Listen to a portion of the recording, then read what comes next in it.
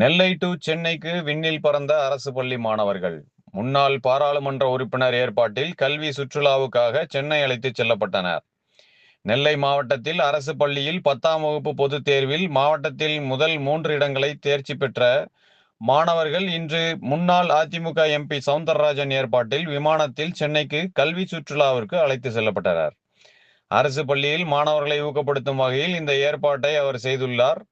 தூத்துக்குடியிலிருந்து விமானம் மூலம் மாணவர்களை சென்னைக்கு அழைத்து செல்லப்பட்டனர். கிராமத்தில் பிறந்து வளர்ந்த மாணவர்கள் முதல் முறை விண்ணில் பறந்ததால் மிகுந்த மகிழ்ச்சியோடு அவர்கள் விமானத்தில் ஏறினர்.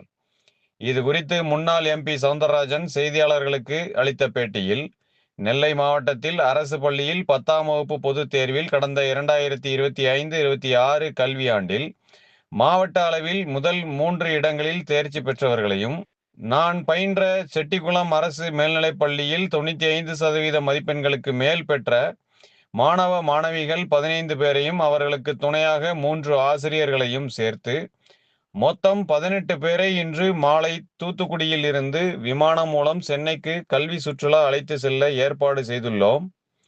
நாளை முதல் 3 தினங்கள் சென்னையில் அவர்கள் கல்வி சுற்றுலா செல்கின்றனர். அங்கு தங்குமிடம், உணவு, போக்குவரத்து உள்ளிட்ட வசதிகளை செய்து கொடுத்துள்ளோம்.